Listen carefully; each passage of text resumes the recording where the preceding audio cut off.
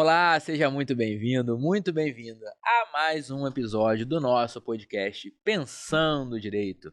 Eu e minha parceira, professora Daniela, aqui de novo, mais um dia, mais uma quinta, 19 horas, toda semana, No YouTube? no YouTube, trazendo os temas jurídicos relevantes para vocês, discussões jurídicas, temas novos, novos conhecimentos, trazendo fatos de verdade, sem achismo, né, Dani? Exatamente. E já vamos falar logo de início que se vocês tiverem sugestão de tema, sugestão, indicação de participantes, manda pra gente e a gente traz pra cá. E se você que tá assistindo quer participar também, que às Sim. vezes tem muita gente assistindo, fala, já aconteceu, Queria. às vezes eu mando mensagem, poxa, queria Queria ir, não, pô, manda mensagem pra mim, comenta aqui no nosso vídeo, manda direct, e vai ser um prazer receber aqui também.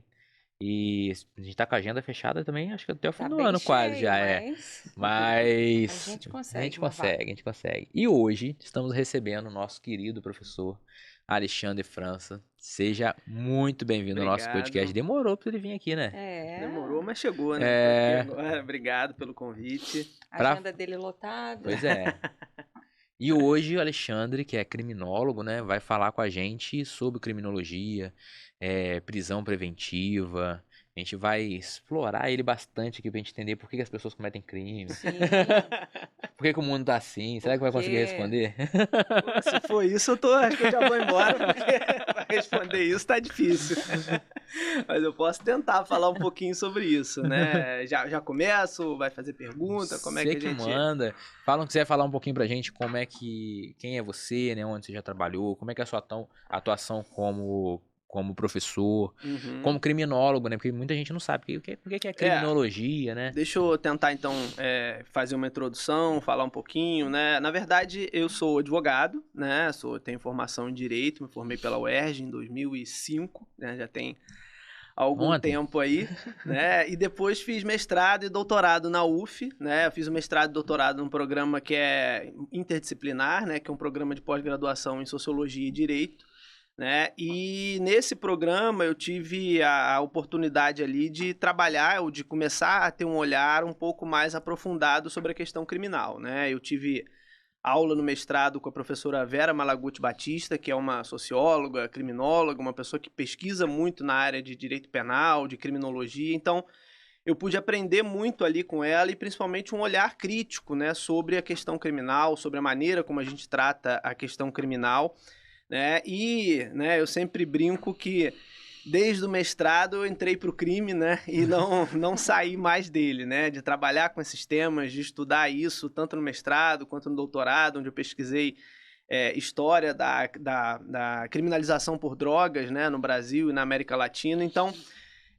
busco sempre me aprofundar nesse assunto, né? Sou professor também, dou aula aqui na FOA, né? Aqui na FOA estou dando aula de sociologia, de outras matérias também, mas dou aula de criminologia, de processo penal também, então trabalho um pouco nessa área aí e já estou há alguns anos tentando entender um pouco mais profundamente a questão criminal, né? Por isso que eu brinquei um pouco com vocês, que se fosse para dizer tudo, para explicar sobre tudo, acho que eu já podia ir embora, porque até hoje eu estou tentando entender, né? E uma das coisas que você até perguntou, Alan, né?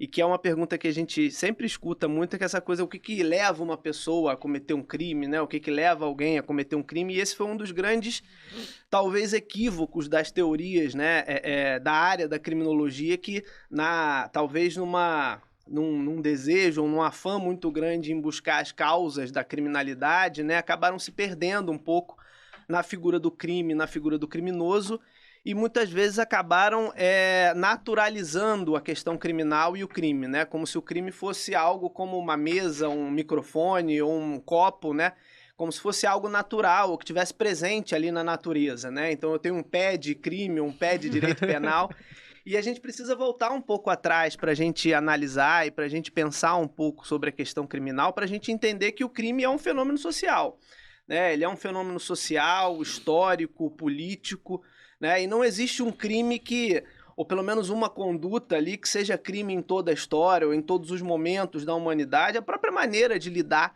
né, com o ato humano, né, lidar com isso como um crime ou como uma outra maneira, isso tudo varia muito de momento histórico para momento histórico. Então, a gente precisa olhar um pouco, né, para a história, olhar um pouco para o passado, para que a gente possa ter uma uma visão um pouco mais profunda sobre a questão criminal, né? A partir do momento em que a gente naturaliza, né, o crime e vai buscar um pouco essas causas da criminalidade, a gente muitas vezes acaba com leituras muito psicologizantes, né? E tentando entender o que que faz uma pessoa, né?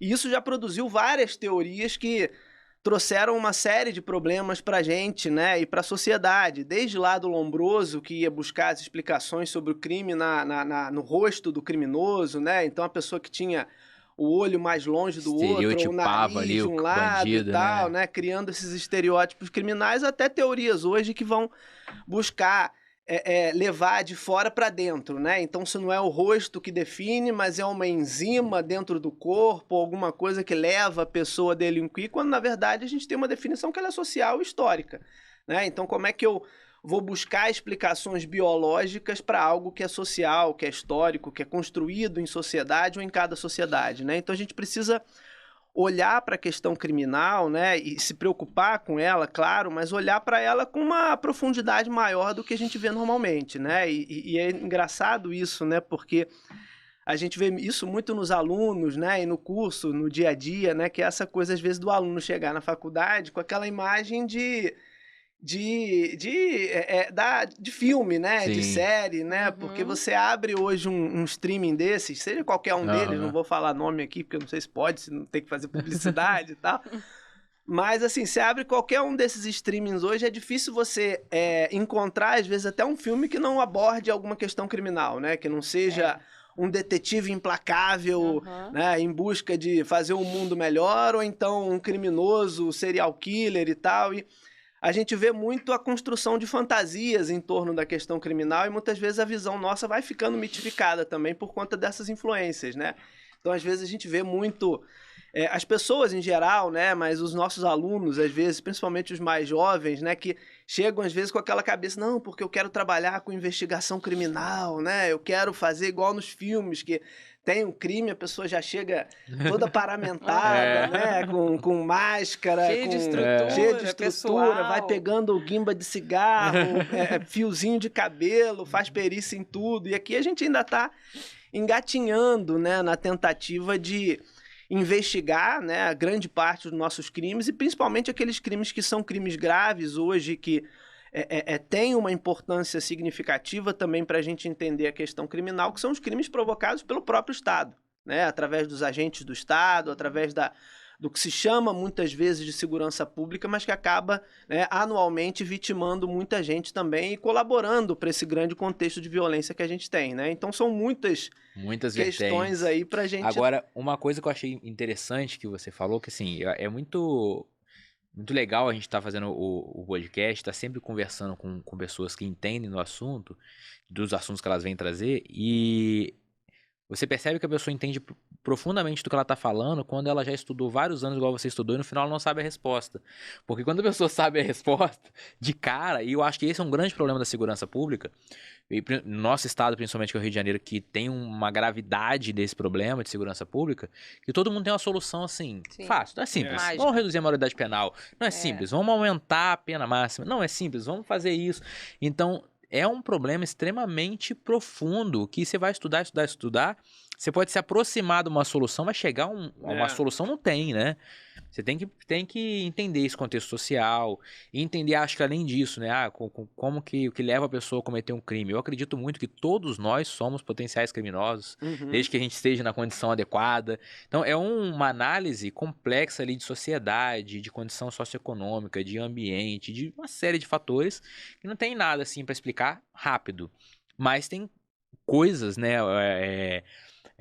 Algo a ser analisado que pode tentar minimizar isso, né? E tem uma análise profunda. Não, claro. Eu acho que isso é importante mesmo para a gente pensar, né? Eu gosto muito de um autor da criminologia, foi ministro da Suprema Corte lá da Argentina, hoje trabalha juiz da Corte Interamericana de Direitos Humanos, que é o Eugênio Raul Zaffaroni, né? E ele tem, num dos livros dele, né, que é O Inimigo no Direito Penal, ele trabalha um pouco com o conceito de populismo penal, né? Que é uma coisa que a gente vê muito hoje, né? E eu acho que está muito na linha do que você falou, né? Que é essa coisa de respostas sempre muito rápidas e com promessas maravilhosas que vou acabar com a criminalidade, vou acabar com o crime de um dia para o outro, né? E é curioso a gente olhar que todas essas propostas, normalmente, elas passam pelas mesmas linhas, né? Que é aumentar o rigor penal, aumentar a pena, né? Então, preciso aumentar a pena para esse crime, vou criar mais crime, vou reduzir a maioridade penal.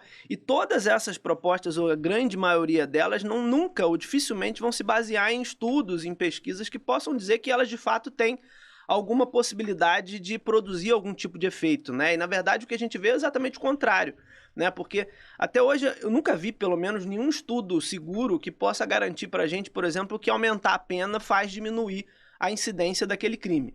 Né? Até porque ninguém fala assim, vou cometer esse crime aqui porque ele tem só 10 anos. É de boa. Não, vou fazer esse que tem 5.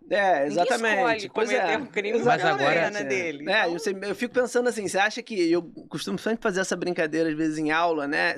Já viu alguém que um dia queria matar alguém, ou queria cometer um crime, e fala assim, puxa, até ontem eu ia fazer, mas aí demorei, mudou o Código Penal, agora eu desisti, vou virar uma pessoa pacífica, né? Então não tem nenhuma evidência que fale pra gente, ou que possa assegurar pra gente que aumentar a pena vai diminuir crime. Até porque se a gente olha para as penas que a gente tem, inclusive vamos pegar um dos crimes hoje que mais encarcera no Brasil, que é o tráfico de drogas e associação para o tráfico, são crimes que têm penas altíssimas. Sim. Né? Dependendo do caso aí, pode chegar a penas mais elevadas até que crimes de homicídio.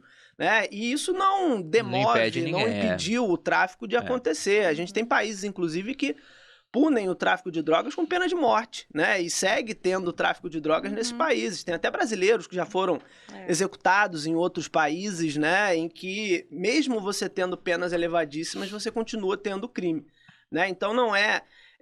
a gente não pode acreditar isolada, né? Exatamente. Só da pena. É um contexto e é uma série de medidas que acompanham. E eu acho que esse é um grande problema.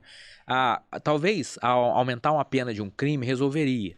Talvez reduzir a maioridade penal resolveria, se fosse acompanhado de uma série de questões. Talvez nada disso resolvesse se as outras questões acompanhassem. Então, vou aumentar a pena de um crime, mas a eficiência policial de investigação não acompanha. A capacidade da polícia de solucionar crimes não acompanha. Não adiantou nada. Né? Você, vou ter uma pena de morte se eu cometer tal crime, mas se eu não for pego, não vou cometer. E assim, e a conscientização e educação da sociedade também, né? Porque eu acho que o que você tinha falado, ninguém resolve, vou cometer um crime.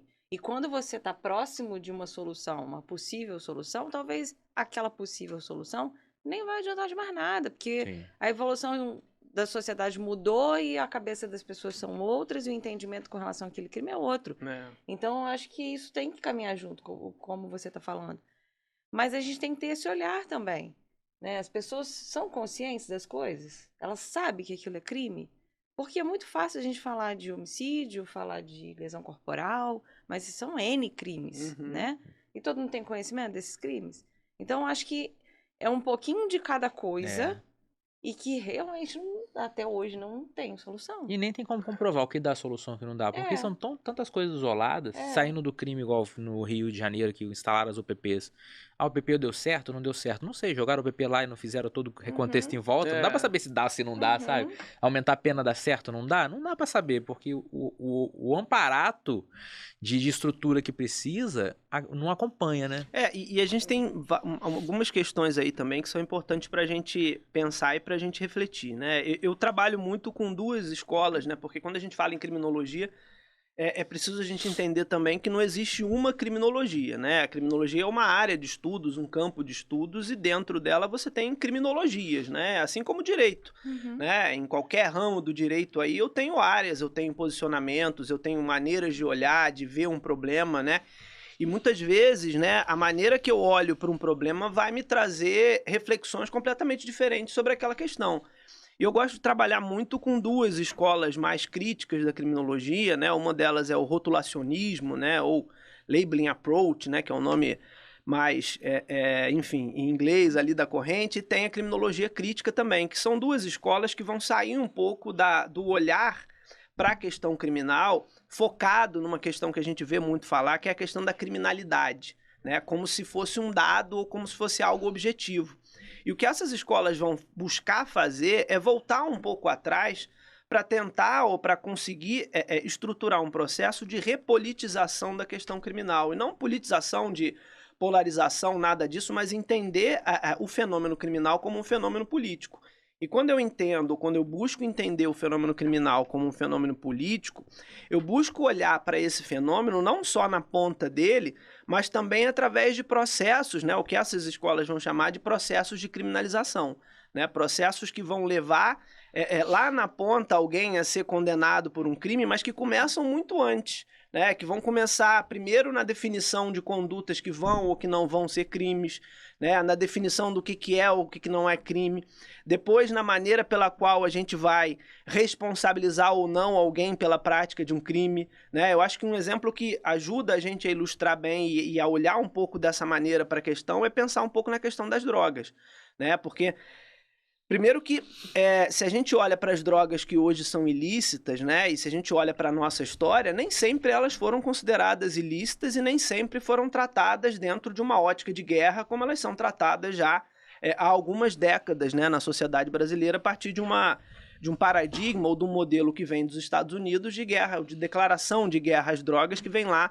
da final da década de 70, início da década de 80, que quando ela é de fato declarada ali pelo Ronald Reagan, né, em 82 nos Estados Unidos, né, e que exporta esse modelo para fora de tratar essas drogas a partir de uma lógica de guerra, que é uma lógica de guerra que, se a gente for pensar, né, no cálculo entre uma coisa e outra, é uma lógica de guerra onde as drogas têm vencido, né, a guerra há muitos anos, né, porque se a gente olha de 40 anos para cá, o que a gente tem é aumento da produção, aumento do consumo e aumento da violência também na repressão, sem que a gente consiga nenhum resultado, né? Ou nenhum resultado prático. Desde que começou a se tratar com essa lógica de guerra, a gente só vê aumentar um problema. E se a gente olha para trás, né, nem sempre na história do Brasil foi assim, né? E eu vi muito isso na minha pesquisa. A gente chegou até a década de 20, mais ou menos, a ter propagandas de cigarros, né, de maconha em jornais de grande circulação, quando você não tinha uma legislação mais específica contra isso,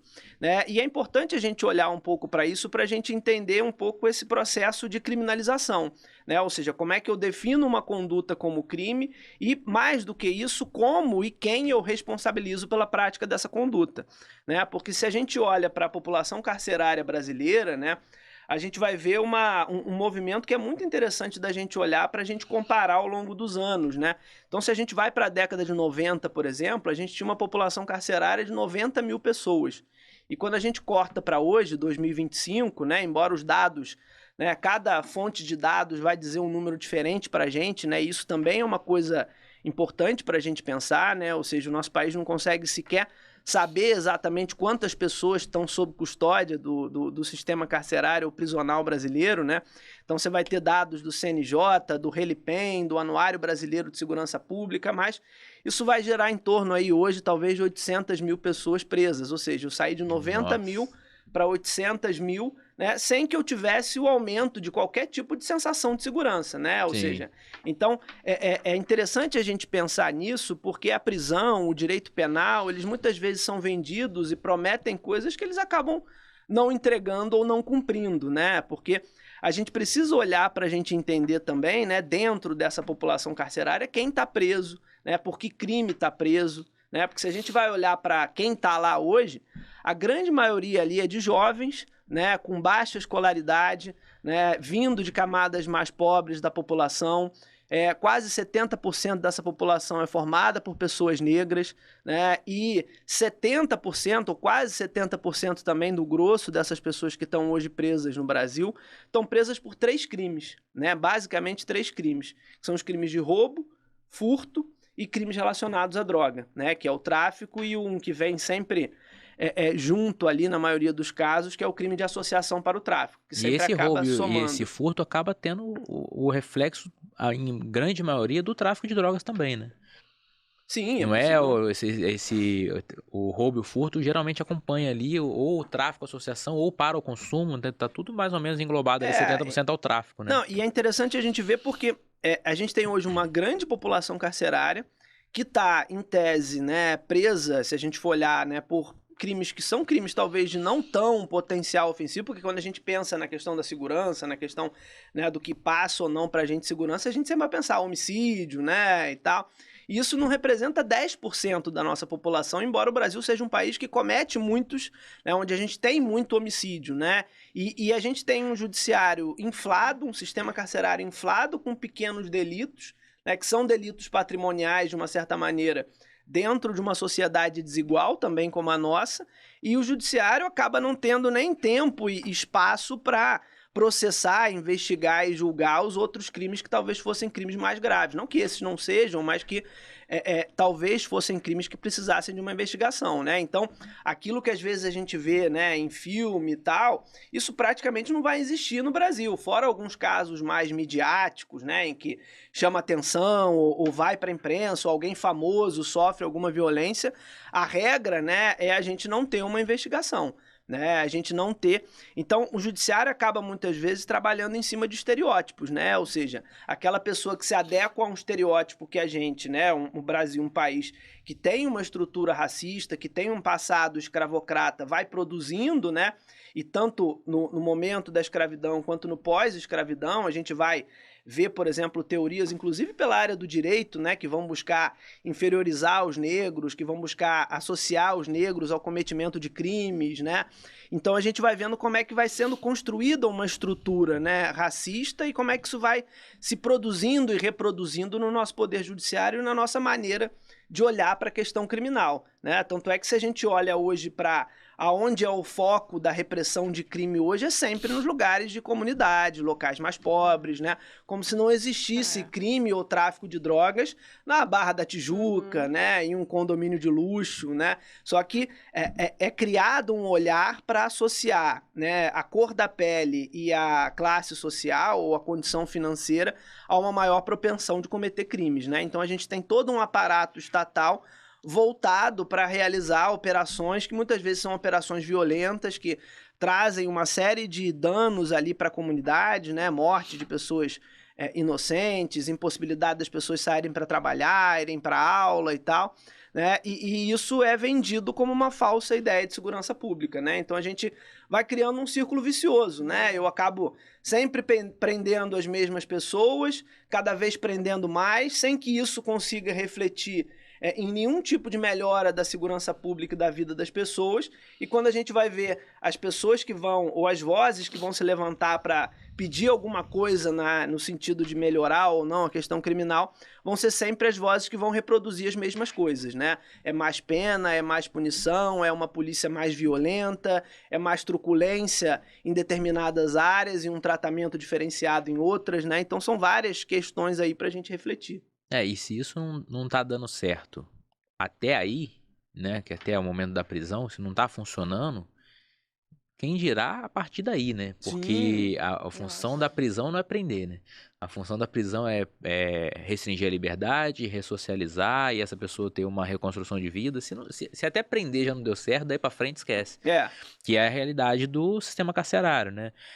Divisão dos presídios por facções e cometimento de crimes dentro do próprio presídio. E aí uma estrutura sistemática que já existe dentro do presídio que nada vai favorecer que aquela pessoa saia do crime, que ela se ressocialize de forma alguma, né? Exatamente. E a gente vê, né, o próprio sistema prisional, o próprio STF já declarou, né, o sistema penal como um estado de coisas, o sistema prisional, né, como um estado de coisas inconstitucional, onde a gente tem corriqueiramente a violação de direitos, né, violência contra as pessoas que estão presas, alimentação inadequada, superlotação, falta de acesso à saúde, falta de acesso a educação, a trabalho, né, que era alguma coisa que a gente poderia ter como uma tentativa de, vamos pelo menos dar um tratamento digno para essas pessoas, né, e, enfim, tentar fazer com que elas tenham ali alguma possibilidade de ter um estudo, uma profissão, alguma coisa, mas nada disso sai do papel e da teoria, né? Se a gente vai ver os dados recentes que saíram, né, no Anuário Brasileiro de Segurança Pública, que fala sobre trabalho em presídio, educação em presídio, é ínfima a quantidade de presos que conseguem acesso a esse, né, que até chamam de benefício, quando na verdade é um direito desses presos, né? Então, esses dias eu até vi uma proposta de um parlamentar, que eu nem me lembro o nome agora, né, a proposta dele era no sentido de mudar a maneira como a gente tem hoje a comutação de pena, né? Então a pessoa hoje trabalha 3 dias e ela consegue tirar um dia do que ela tem para cumprir, e ele queria aumentar esse prazo, né? Ou seja, então, é uma ideia que é baseada exclusivamente numa fantasia, né? Como se houvesse trabalho dentro do presídio. Ou seja, primeiro talvez ele pudesse tentar ir numa linha de garantir que exista o trabalho no presídio. Depois ele vai pensar em quantos dias ou não, mas a gente fica, né, um pouco preso nessas fantasias e nessas são ficções, pessoas que não né? têm o conhecimento, né, do que acontece de fato lá dentro e fica nas fantasias. E traz muita proposta, eu vejo na segurança pública, muita proposta emergencial e nada a longo prazo, né? Não existe... Eu acredito que num problema de décadas, né, a gente não vai conseguir resolver em 5 anos, em 10 anos. E as propostas não são uma proposta estruturada, nem que seja de aumento de pena, nem de redução de qualquer coisa, nem de aumento de mudança de tipo de investigação, mudança de cultura. Você não vê nada a longo prazo estruturado. Então, não tem como dar certo. Mas assim, eu acredito que essas propostas que são emergenciais a curto prazo, que de fato não são propostas que a pessoa quer que mude alguma coisa. Ela quer ter o nome dela, que fez a tal proposta, e que a proposta deu certo por 6 meses, 1 ano. E até na proposta emergencial... Aí a gente volta na história da questão política do crime, né? Ela quer ter benefício para ela. Ela quer se glorificar com aquilo em benefício próprio, e não pensando no outro que está ali precisando realmente de uma boa proposta, e uma proposta concreta, né? Que se sustente por muito tempo. E até mesmo na emergencial não preocupa com todo, né? Igual nesse caso. Tipo, legal, vamos aumentar o benefício de trocar o trabalho por pena, mas nem tem trabalho. Na verdade ele queria aumentar o tempo de trabalho para conseguir um dia, né? Nem tem esse trabalho. Né? Ou existe, mas muito pouco, né? E assim, se a gente olha a política que a gente tem, né, criminal aí de longo prazo, né, é talvez uma das mais equivocadas, que é essa política criminal de drogas, né, ou essa maneira de tratar o problema das drogas, né, ou seja, que é uma maneira de demonizar, né, não que a gente vá cair também em discurso, dizer que não faz mal e tal, claro que faz mal, né, o uso de drogas, assim como o uso de várias outras substâncias, né. Mas o que a gente precisa ter é uma campanha de fato educativa, que informe as pessoas, né? Assim como a gente teve... Eu gosto muito de citar em aula, principalmente, o exemplo que só as pessoas um pouco mais velhas vão entender, né? Que é o exemplo do cigarro. Né? Talvez se a gente tivesse aqui há 30 anos atrás, nós três estaríamos fumando durante o podcast. E era bonito, né? Quem fumava era bonito, a pessoa era elegante. Exatamente, e eu vivi isso, né? Eu tive professores que me deram aula na graduação, no mestrado, fumando em sala de aula, né? E aquilo era normal, a gente tinha propaganda de cigarro, a gente tinha a Fórmula 1 toda praticamente patrocinada, né, por marcas de cigarro. Tinha os festivais organizados pelas empresas de cigarro, né, o Free Jazz, o Hollywood Rock e tal, então... Não, se você fumasse um Marlboro, tinha um belo cavalo, um belo carro, um alto, eu acho, pra fazenda. Exatamente, e isso era algo normal, e quando você começou a discutir isso, né, de limitar o cigarro e tal, eu lembro que outro dia eu até vi uma reprise de um pedacinho desse programa, teve um programa Roda Viva, né, em que o Maluf, que acho que foi o primeiro que trouxe uma legislação em São Paulo para restringir o fumo em bares e restaurantes, fechados, começou aquela história primeiro de tinha as mesas para fumante e as mesas para não fumante, né, então você não fumante estava aqui e o fumante estava do teu lado, né, depois que foi aprofundando e tal, mas era um debate acalorado nesse Roda Viva em que os jornalistas iam para cima do Maluf, dizendo que era um absurdo, que restringia o direito deles de fumar onde eles quisessem e tal. Mas, para além disso, né, a gente teve aí, ou tem aí, um grande exemplo de como é que a gente mudou hábitos. Não digo que a gente parou, que as pessoas pararam de fumar, mas mudou os hábitos, né? Hoje em dia você não acende um cigarro dentro de um ônibus, dentro de um avião, e esses lugares tinham cinzeiro para a pessoa fumar. Então você teve uma mudança profunda de hábitos sem uma criminalização, sem uma demonização, né? Talvez fosse a hora da gente começar a pensar um pouco sobre a nossa política de drogas, né? A que lugar a gente está sendo levado com essa política de drogas, né? Ou seja, a que resultado ela gera ou ela produz, e será que ela de fato busca o que ela alega buscar, ou que no final das contas o que essa política de drogas quer é isso mesmo, né? Encarcerar negros, encarcerar pobres e servir como instrumento de controle social daqueles que seriam considerados talvez indesejáveis ali dentro de uma cidade ou dentro da circulação social, né? Porque hoje ele é um grande instrumento de criminalização da pobreza, né? Porque quem vai preso hoje, né, basicamente pelo crime relacionados à droga são pessoas negras e pessoas pobres, né? Dificilmente a gente vai ver grandes, né, e ricas pessoas sendo responsabilizadas por tráfico de drogas, né? Quando a gente vê o usuário, né, o tratamento penal é sempre diferenciado, né? Então, e você me fez pensar numa coisa interessante. Nós evoluímos, né, como sociedade em muitos assuntos. O cigarro foi um assunto, homofobia é um assunto, racismo é um assunto. A gente precisa evoluir muito, mas nós evoluímos e evoluímos bastante. Mas evoluímos porque a sociedade refletiu sobre isso através de política, através de transformações de cultura. Agora, quando a gente criminaliza as drogas do jeito que é criminalizado, a gente não precisa pensar. A gente não precisa refletir mais. Porque é crime e pronto, então assim, tem quem vai ser preso, tem quem vai vender, tem quem vai punir e tá tudo certo. Se a gente não reflete, né, e não existe esse investimento cultural para que mude essa situação social, vai ficar sempre na mesma. Talvez se o dinheiro investido, né, não todo, porque é muito dinheiro, talvez parte do dinheiro da segurança fosse investido nessa mudança de cultura, como foi feito com o próprio cigarro, talvez a gente estivesse muito mais à frente. Não, sem dúvida, né? E sem mais vítimas, né? Sem tantas vítimas. Não, com certeza. E que se a gente olha para, né? E aí como quando você transforma algo em crime, né? Você, entre outras coisas, você em muita medida você veda o debate, né? Você veda a possibilidade de você debater, né? Porque qualquer tentativa, muitas vezes, de discutir até a própria política de drogas, né? Muitas vezes ela encara, tá fazendo apologia, tá querendo defender a droga, e a questão não é nada disso. A questão é entender que, como política pública, né, que é algo que tem a obrigação, porque você está lidando com dinheiro público, você está lidando com, né, verbas públicas e com responsabilidade também sobre aquela política pública que você está fazendo, né? Você tem a obrigação de entregar algum resultado, minimamente algum resultado. E o que essa política criminal de drogas dessa maneira entrega é um resultado, que talvez seja o resultado que não dito que se desejava, né? Até acredito muito nisso, mas o resultado que ela diz pretender ou planejar não é alcançado, né? Porque a gente tem cada vez mais o aumento do consumo, da venda, da violência, da repressão, né? E cada vez mais o lucro ele é aumentado também, né? Porque a partir do momento que eu criminalizo, né, eu também tiro toda a possibilidade de controle do Estado sobre aquele mercado, né? E é um mercado.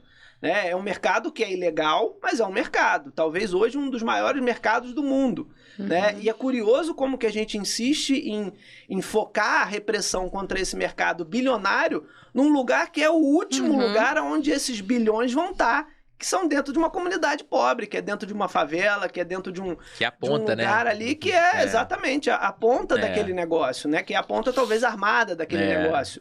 Mas aqueles bilhões de dólares ali que são movimentados todo ano não estão ali debaixo de um colchão de um traficante numa comunidade, né? Então, assim, a gente dirige a repressão para onde se estruturou na nossa história pensar que é o foco da criminalidade, né, por conta do desenvolvimento de todas essas teorias que vão dizer que porque é o ambiente que produz o criminoso, porque é o status, uma determinada classe social. Então a gente volta toda uma repressão para um lugar, o negócio continua existindo, continua muito lucrativo, né? E aí cada dia a gente vê notícias diferentes. Porque hoje a polícia prendeu o maior traficante de não sei aonde. Agora não sei quantos traficantes foram assassinados por uma operação policial. O maior traficante não está ali.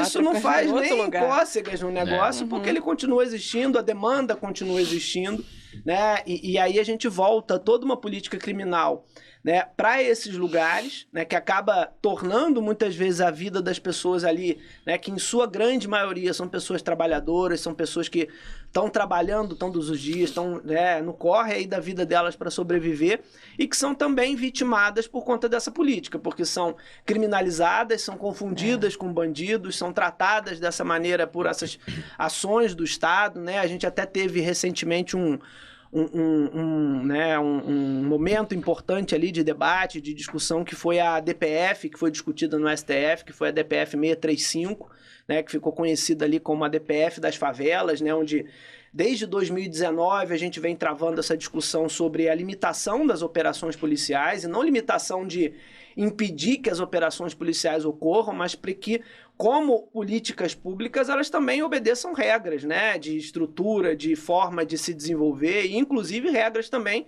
de respeito aos direitos humanos, né? Porque o que a gente vê corriqueiramente acontecer nessas comunidades são operações violentas, são mortes provocadas por esses confrontos, são pessoas que são impedidas de ir para a aula, de ir para a escola, de fazer qualquer coisa no seu dia a dia, e que ficam acuadas em casa, né, sob tiroteio, né, numa falsa ideia que é vendida de segurança pública. Então, desde 2019 que essa ação foi impetrada ali no STF, isso ficou em discussão, chegou a haver uma liminar, né, do STF, do ministro Fachin, na época, que trouxe algumas exigências ali para a realização dessas operações policiais, né? Até algumas vozes contrárias diziam, porque isso impediu as operações de acontecerem e tal, e de 2019 para cá a gente tem alguns dados que vão dizer que a gente teve mais de 4.000 operações policiais realizadas no Rio de Janeiro durante a vigência da DPF. Então, assim, ela não impediu a realização dessas operações. O que ela fez foi tentar minimamente, através dessa ação, criar regras, né, para que essas operações pudessem, de fato, acontecer,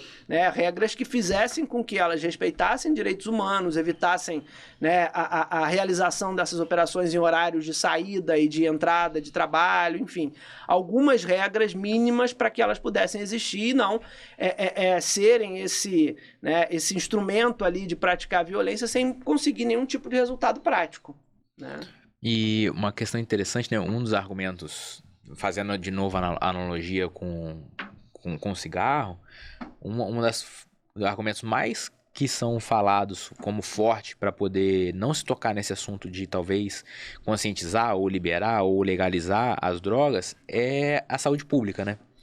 Porque se pensa que se a gente vai regularizar isso, todo mundo vai usar, a saúde pública vai ficar um caos. Mas o cigarro e o álcool também causam dependência psicológica, dependência química. Traz o caos também do mesmo jeito. Também, e você não vê, lógico que existem casos de dependência, mas você não vê um surto de dependência, né? Lógico que tudo tem que ser feito de forma estruturada, né? Tipo, a partir de amanhã não é mais crime, você pode usar o que você quiser. Obviamente que não vai dar certo. Mas trazer essa conscientização aí de forma estruturada, talvez eu acho que seja um caminho que nunca foi tentado e talvez seja o único, né? Nem vai. Porque assim, a gente tem essas fantasias que são criadas porque a gente vem num processo histórico de demonização dessas drogas e dessas substâncias, e sobre o que nós falamos sobre o pensar, eu nunca observei, nunca identifiquei nenhuma campanha estruturada, nenhuma ação de longo prazo de não consumo de drogas. É sempre uma ação mais ou menos voltada à criminalização mesmo, assim, droga mata. É isso. Agora, olha outras ações estruturadas, como é que consegue funcionar o próprio cigarro, de botar sempre aquela imagem feia atrás do cigarro. Não tem ainda, não sei se tem. De trazer isso sistematicamente, né, buscando uma solução a longo prazo, como que isso tem um efeito na população, né? Não, com certeza. Se a gente pensa no álcool, por exemplo, né, o álcool é legalizado, né, ou seja, eu posso comprar bebida, eu posso beber, né, e no entanto a gente está aqui com água, né, ninguém está aqui com cachaça nos seus copinhos, eu não levo a minha garrafinha cheia de cerveja para dar aula. Mas já foi cultural você carregar o seu uísque no paletó. Já foi cultural e vai mudando, né? Exatamente. Eu acho que os hábitos, eles mudam, né? E eu acho que tudo depende muito da conscientização, né? Agora, quando a gente cria um demônio, né, um bode expiatório para toda a violência, né, eu não consigo avançar com a discussão. Né? Então, nem em casa, né, com as pessoas, né, discutindo em casa, e nem fora disso, né? Porque o que a gente vê, a droga é um demônio, a droga é uma... E dentro dessa imagem a gente só reforça essa ideia de que eu preciso criminalizar, eu preciso ter mais dinheiro para política de repressão, eu preciso ter mais repressão, e a gente está numa política, né, que ela tem o fracasso como um vício, né? Ela é praticamente viciada no fracasso, porque quanto maior é o fracasso dela, mais investimento a gente vai ver. É um ciclo vicioso. Não se para questionar, bom, será que ela tá fracassando porque ela não tem como dar certo, né? Ou será que quem tá investindo pouco, vou investir mais um pouquinho. Vou investir mais. Porque se a gente vai olhar para estudos, né, históricos e, né, de antropólogos e de vários estudos que a gente possa imaginar, o que a gente vê é que não existe sociedade sem droga. Sim. Né? Não existe sociedade ou agrupamento humano sem o consumo de alguma substância que provoque algum tipo de alteração de consciência.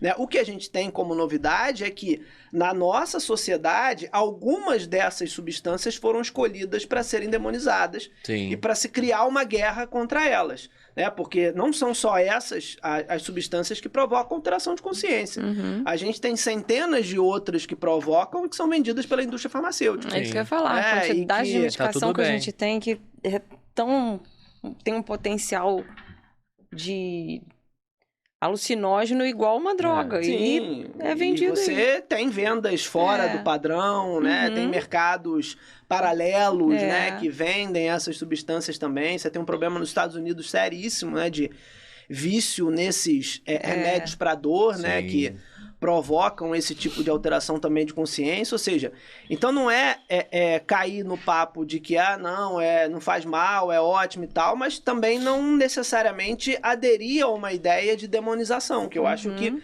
faz com que a gente não reflita sobre esse que talvez é um dos grandes problemas da nossa segurança pública hoje, ou seja, quanto mais repressão eu tenho, mais esse negócio vai buscar defender a sua propriedade de maneira armada. Né? Ou seja, e a gente precisa entender também, né, que na nossa estrutura de sociedade no Brasil, se a gente pega também o Rio de Janeiro, né, é até complicado falar isso, mas a gente não tem grande crime, né, acontecendo aqui na nossa vida sem a participação do Estado, né, atuando ali também de uma forma, óbvio que ilegal, né, mas também lucrando com esse negócio, né? Então, tanto nas forças policiais, nas forças do Estado, em outros lugares, você tem a participação dessas pessoas também nesses negócios, na venda de armas, no negócio das drogas, né? Então, é difícil também você, muitas vezes, falar contra essa política, porque essa política de repressão ela é uma política também que ela dá lucro, né? Porque ela dinamiza o negócio. Se a gente olha para o preço que que essas drogas hoje criminalizadas têm no mercado e que são produtos praticamente primários, né? Nenhum outro produto primário, né, tem o preço que essas drogas têm, que chegam às vezes a custar mais que o ouro. Né? Mas por que elas custam esse preço? Não porque elas valham isso, mas porque existe um mercado bloqueado para elas, então elas têm que ser vendidas na ilegalidade. Então isso faz com que o preço delas suba, né? E, consequentemente, a violência, a repressão, né? O armamento que vai ser usado. Então a gente vai criando um círculo vicioso, né? Com a tentativa de combate numa ideia, né, completamente equivocada e que acaba fomentando o negócio ao invés de bloquear ou de tentar impedir de alguma maneira, né? E vários caminhos da criminalização já foram tomados aqui e em outros países, sempre nessa ótica, e nunca deu certo nada, né? A gente teve uma palestra recente agora, acho que foi com o delegado da Polícia Federal, que uma das questões levantadas foi, tudo bem, a gente não está conseguindo combater o tráfico, então vamos combater o usuário, né? Vamos botar a culpa nele, vamos aumentar a pena. Acho que foi até eu que fiz a pergunta para ele. E se a gente aumentar a pena para o usuário? Vamos botar aí, o cara que usou um entorpecente vai ter 30 anos de prisão. Agora a gente vai resolver, porque o cara não vai usar mais, né? E aí ele trouxe um estudo de um outro país que fez isso e não deu certo também, do mesmo jeito. Então, assim, não é a questão da repressão, seja para quem faz o tráfico, quem comercializa de forma ilegal, para quem está consumindo, nada tá funcionando. Então tem que achar uma alternativa, né? Não, com certeza. E é interessante a gente olhar também que quando isso muitas vezes, né, sai da esfera só de repressão, né, e vai passar pelo judiciário, a gente vai tendo outros problemas também no judiciário, né? Porque o que a gente acaba tendo muitas vezes, né, se a gente olha para a nossa população carcerária hoje aí de 800 mil, 700, dependendo ali da fonte de dados, mas o que não varia ali é a percentual desses presos que estão presos sem uma condenação definitiva, né? Que são aqueles presos, né, em prisão provisória ou em prisão preventiva, né? Que vão ser quase 30% da população carcerária. Ou seja, um terço ali, mais ou menos, um quarto, né, melhor dizendo, da nossa população carcerária é formada por pessoas que não têm ainda uma condenação definitiva, né, que é a regra, né, pelo menos em tese ali, pela Constituição e pelo princípio da presunção de inocência do nosso processo penal, né, ou seja, eu só posso levar alguém à prisão depois de esgotadas todas as instâncias e depois que aquela pessoa foi condenada e não tem mais a possibilidade de recurso. O que a gente vê hoje, né, é uma ampliação muito grande do Instituto da Prisão Preventiva, né, que tem uma natureza cautelar, ou seja, tem uma natureza de, em alguns casos excepcionais, eu buscar ali encarcerar alguém porque aquela pessoa traz algum tipo de risco à liberdade dela, né, então havendo ali a certeza do crime, né, e um indício suficiente de autoria, né, caso essa pessoa represente um risco, eu posso, né, através de um pedido do Ministério Público e decisão do juiz, decretar uma prisão preventiva, mas o que a gente acaba vendo é um excesso dessas prisões preventivas e muitas vezes sem um embasamento nos fatos, né, porque imaginando essa quantidade enorme de processos, a gente muitas vezes o que a gente não tem é um processo de fato, uma investigação, né? Então acaba que a gente vai tendo uma sequência de carimbos ali, né, no passar ali daquele sujeito pelo judiciário, né? Então o policial que prende diz, olha, eu prendi ele aqui porque ele é traficante. Chega na delegacia, ninguém investiga, reproduz só a fala do policial que conduziu a prisão. Vai para o judiciário, o MP também não pede diligência, não faz investigação, reproduz o que se falou, o juiz vai lá e reproduz o que primeiro falou e condena aquela pessoa. Ou seja, eu prendo a pessoa, digo assim, olha, judiciário, essa pessoa aqui é acusada de ser traficante, né? Como é que eu provo que essa pessoa é traficante ou não? Eu investigo, eu aprofundo a investigação? Não, eu pego a palavra do policial e uso ela como prova. Não que o policial, a gente deva partir do pressuposto que esse policial está mentindo, claro que não, mas é preciso que eu investigue para saber raso, né? Que, de fato, aquela versão é verdadeira. E a gente tem hoje no Rio de Janeiro uma súmula, né, no Tribunal de Justiça do Rio que garante a possibilidade de condenação somente com base no depoimento policial, ou seja, o policial leva para a prisão dizendo que a pessoa é traficante, e o judiciário, para produzir provas sobre isso, pergunta ao próprio policial que levou, né? Então a gente tem um círculo vicioso aí de não produção de provas e de um excesso de prisões preventivas que acaba aumentando, né, esse sistema carcerário, que a gente vai inflando ele cada vez mais com pequenos crimes ou com crimes que a gente poderia parar para discutir se de fato precisariam ou não ser tratados dessa maneira, e a gente não consegue combater, né, aqueles crimes que, de uma certa maneira, a gente poderia considerar como mais graves, como homicídio, como violência contra a mulher, como crimes sexuais, por exemplo, que a gente acaba não tendo investigação, não tendo aprofundamento nisso, né? Então, muitas vezes, é importante a gente falar isso, né, para a gente desviar um pouco dessa fantasia dos filmes, das séries, né, de que é todo crime que vai ser super investigado e tal, porque a realidade do processo penal no Brasil não é essa. A realidade é a gente não ter, na grande maioria dos casos, investigação e o processo ele ser basicamente tocado por uma série de presunções de preconceitos, né, formados aí por essa visão que a gente vai construindo, né, de que é na favela e é na população negra que está o foco da criminalidade, então eu prendo todas essas pessoas, né? Não é à toa que se a gente olha para a população carcerária, a maioria dela é formada por negros e pobres, né, e jovens que estão ali encarcerados por conta desse modelo. E acaba sendo um problema que vai puxando o outro, né? A gente tem o problema da criminalização das drogas, que puxa uma quantidade de crime absurda, que acaba gerando um problema de não conseguir se investigar tudo, que gera um problema do judiciário encharcado, que gera o problema de, tipo, vamos encarcerar preventivamente, melhor do que deixar solto. E porque essa pessoa pode acabar cometendo outros crimes. E aí o que você falou, uma questão importante sobre a investigação, é que as anotações criminais chamam uma atenção, né? Sim. E as anotações criminais sem a devida investigação podem ser muito perigosas. Você imagina uma pessoa que mora na comunidade e que ela sai da comunidade 3 vezes no momento que está ocorrendo operação policial e ela acaba indo para a delegacia sobre a mesma acusação do mesmo crime, e ela talvez não estivesse cometendo esses crimes, mas ela tem essas 3 anotações lá que deveriam ser investigadas, ainda que não tenha chegado a uma decisão final, o processo, ela tá ali, ela vai para esse processo com as 3 anotações, né? Isso tem um peso, né? O cara mora na comunidade, ele já cometeu 3 crimes. Eu ia falar isso. Quando tem alguma coisa, ainda tem de forma equivocada. Né? Ainda tem isso. É o que você muitas vezes já falou, até a gente conversando mesmo, sobre o reconhecimento fotográfico, né? Então, assim, olhei a foto, olhei a pessoa, não é essa, e muitas vezes não é, né? Não, pois é, isso é muito complicado, né? Então, assim, pra que ter?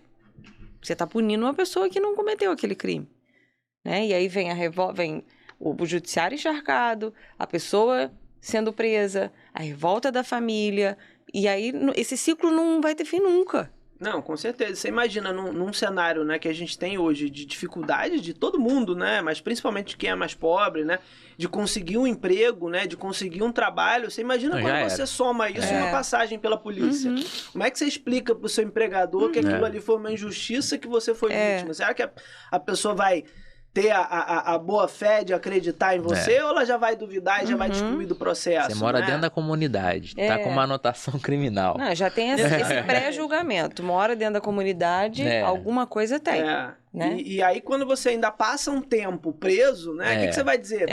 Esses 2 anos aqui, você fez o que? Não, eu tirei um sabático, né? Porque pra quem e pra quem tá de fora, não tem dimensão de como funciona, acha que quem vai preso é quem realmente cometeu o crime. Sim. Então, se você foi preso, você ficou o quê? 3 meses lá, é suficiente. Exatamente, alguma coisa. Alguma coisa.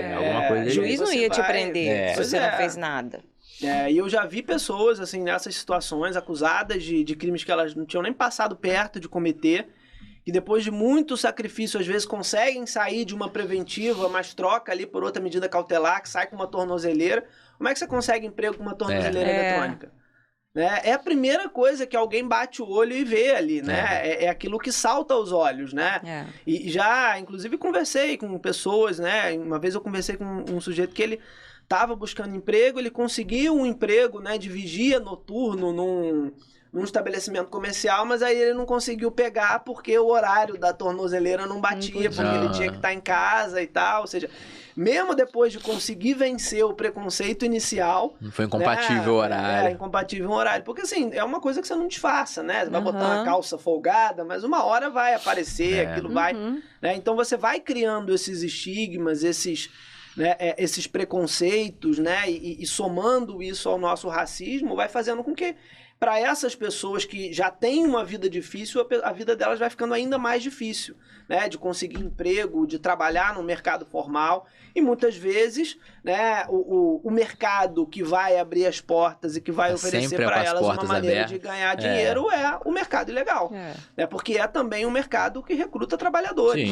Né? Que pessoas que estão ali ganhando seu salário para realizar um determinado trabalho, né, e que acabam indo para esse negócio, né, porque é um negócio muito lucrativo, só que não para quem está morrendo todos os dias na ponta desse negócio, né, ele é muito lucrativo para as pessoas que não aparecem, né, na vista, nos programas policiais, nos programas de televisão, mas que é quem está lucrando com esse negócio.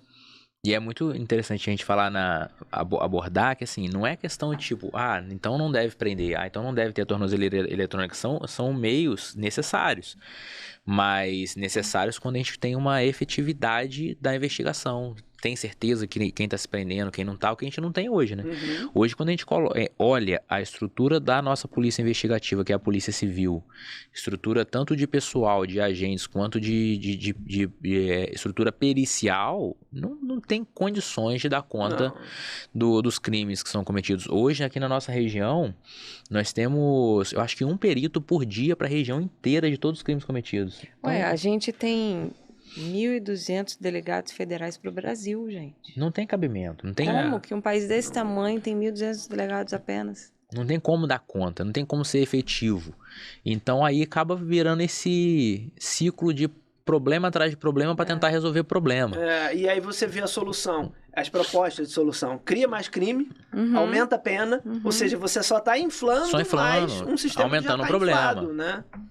E não se para discutir um pouco além disso, né? Ou além desse espectro de um programa policialesco que a gente sempre vai vendo sendo reproduzido, né? Ou seja, é mais pena aqui, é aumentar o rigor penal, é violar direitos humanos, que o que atrapalha é direitos humanos, né? Quando, na verdade, é o único freio que a gente ainda tem, em muitos casos, contra um poder exercido de maneira arbitrária ali, né? Ou pelo Estado, ou por outras áreas ali do poder estatal, né? Ou seja, e a gente identifica algo que em tese serviria para proteger as pessoas, né, ou para limitar o poder do Estado, como se isso fosse um problema, né? E na verdade não existe, né, o respeito a esses direitos humanos nem no sistema prisional e também não na maneira como a gente hoje, né, pelo menos em tese, cria essa ideia do que é o combate ao crime.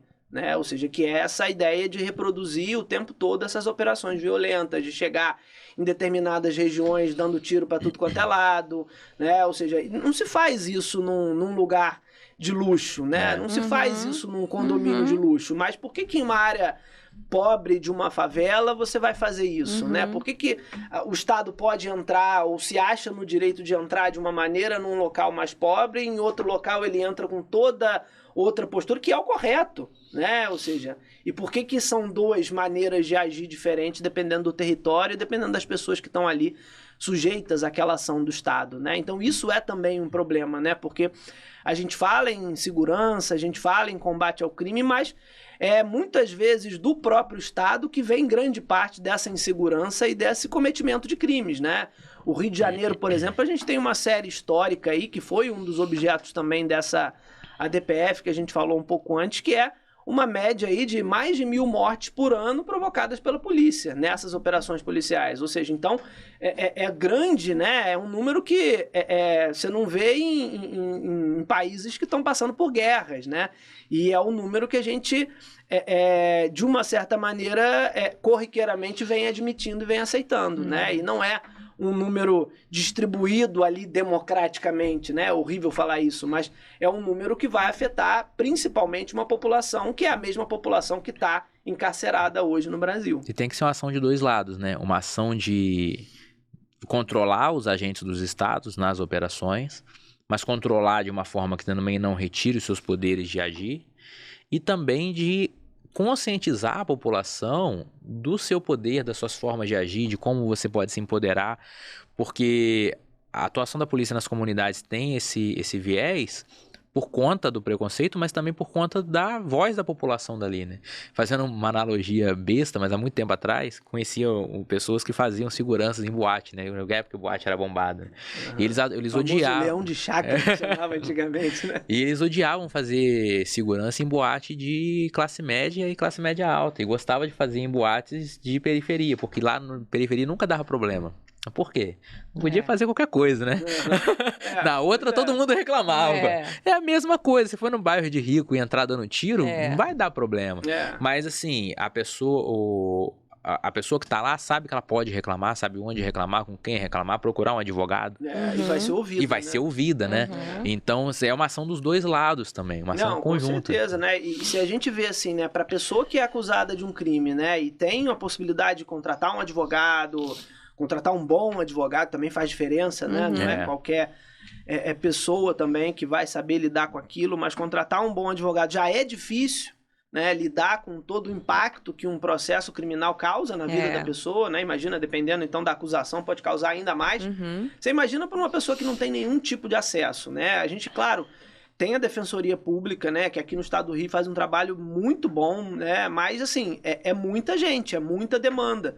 Né? Então você tem uma grande parcela ali de pessoas que ficam sem a possibilidade de uma defesa, né? De uma defesa mais próxima, pelo menos, né? Elas vão ter, obviamente, o trabalho das defensoras aí que fazem um trabalho muito bom, mas que não dá conta. Também tem uma demanda absurda. A demanda é absurda.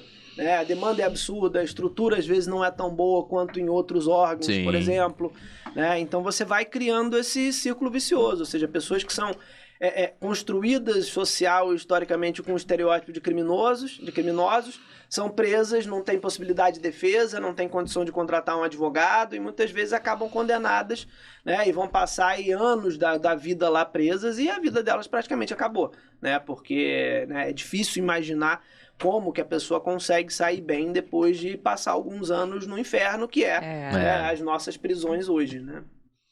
Olha, assim, importantíssimo a gente trazer esse tema. E relembrando, né? Não é um tema para polarizar nada, não é um tema para dizer qual é o certo, qual é o errado. Você começou falando que não sabia a solução, mas é um tema importantíssimo para que a gente reflita e faça, né? Principalmente a gente que está no meio jurídico, que está inserido na pesquisa, que se aprofunde no tema e busque novas alternativas, novas soluções para apresentar para a sociedade, né? Com certeza. Então, assim, só te agradecer por você estar trazendo isso aqui pra gente. Uma aula, né? Uma aula. Infelizmente, a gente tem um tempo. Senão dava pra gente ficar aqui horas. Mas a gente tem que encerrar e eu não posso deixar você ir embora sem antes. Nós temos aqui uma tradição no nosso podcast de você dar um recado especial diretamente para quem tá nos ouvindo, sobre o que a gente falou, sobre o que você quiser. Então, diretamente para aquela câmera lá, essa câmera da direita, lente da verdade, e dar o recado para quem tá assistindo a gente, para nossos alunos. Que dificuldade dar um recado, né, gente? Mas assim, acho que o grande recado talvez é que a gente precisa estudar, né, sobre qualquer tema, sobre qualquer aspecto, sobre qualquer coisa que a gente precise falar, né, a gente precisa estudar, a gente precisa ler, né, e ler, eu falo ler, não é ler notícia, não é pesquisar simplesmente no Google, é ler livro, é ir à biblioteca, seja fisicamente, né, ou seja virtualmente, mas pegar livros, pegar para ler, né, obras de pessoas que já pesquisaram, que estudam, que trabalham com aquele tema, né? Não é só juntar meia dúzia de informação e achar que já sabe de tudo, né? E acho que a grande prova disso é que quanto a gente mais estuda, mais dúvida a gente tem, né? Ou seja, então acho que não que a gente vai viver sempre no meio de uma grande dúvida, mas para a gente pelo menos tentar ter algumas respostas, a gente só vai conseguir fazer isso estudando, lendo. Então, assim, é preciso que a gente leia muito, estude muito, porque senão a gente não consegue sair nem, né, de perto de onde a gente está. Né? Então, estudar e principalmente olhar para a realidade, né? Saber também equilibrar as duas coisas, né? Ou seja, tanto o estudo, né, tanto o momento de leitura, quanto o momento de botar a cabeça para fora da janela e olhar também o que está acontecendo no mundo, né? Porque sem esse equilíbrio entre teoria e prática, a gente também não chega a lugar nenhum. Maravilhoso. É isso, recado tá dado. Né? Importantíssimo recado, ó, cuidado com isso aqui, ó. Né? Informação só de cortes, de shorts, de reels. Né? Estuda, vou dar uma olhada no Reels, o que o Reels está falando. Não vai vir informação. Isso não é estudo. Cuidado você tá acabando com o seu cérebro. A informação da IA. Vou pesquisar um assunto, vem pronto no Google. Não é esse tipo de assunto que a gente está falando. E é para isso que a gente está aqui nesse podcast. Para sempre trazendo assuntos novos, aprofundando um pouco e instigando que as pessoas corram atrás. A gente não vai conseguir falar de tudo aqui. Sim, e tem um pensamento crítico, né? Não é ficar replicando coisas que você vê que, na verdade, não tem fundamento científico nenhum. Com certeza. Eu acho que isso é importante que você falou, Dani, porque às vezes a gente vai, né, e vê muito, às vezes, em trabalhos, e não aqui, mas em vários outros lugares, né, em trabalhos que a pessoa pega, às vezes, o autor como se ele fosse um tempero ali, né? Então, bota uma pitadinha de total aqui, bota uma pitadinha de ali, um pouquinho de lemon pepper aqui, e tá feita a minha pesquisa. E não é isso, né? É a gente aprofundar a leitura, buscar também saber quem é o autor, quem é essa pessoa que está escrevendo, de onde ela vem, ela trabalha com o quê, né? Ela é da onde, de que área, né? Porque isso também é importante. Ela está dentro da linha de que eu estou tentando conduzir a minha pesquisa ou não? Exatamente, porque às vezes as pessoas misturam, às vezes autores que são completamente contrários um ao outro e são misturados. Pega só o corte dele ali. Porque se pegar contrários um ao outro, mas mostrar a contradição entre eles, ok. Ótimo. Mas não, pega um trecho de um, trecho de outro e os dois estão no mesmo pensamento. Ambos concordam. Exatamente. Autor não é tempero, né? É para leitura, é para aprofundamento e é ponto de partida, né? Legal. Maravilhoso. Muito obrigada. Eu que agradeço pelo convite aí, gente. Obrigado, foi ótimo. E quando quiser, tô aí pra gente voltar. Maravilha. Com certeza. E você... Com outros temas mais profundos ainda. E você que está nos assistindo, toda quinta-feira, às 19 horas, estaremos aqui. Manda a sua sugestão lá de tema e participante para direito@fo.org.br. E se você quer participar também, né? Também. E Será um prazer. encaminha nossos vídeos para muitas pessoas, para É, que todo isso aí. mundo se conscientize dos nossos temas. Isso aí. Até a próxima. Tchau, tchau. Tchau, tchau.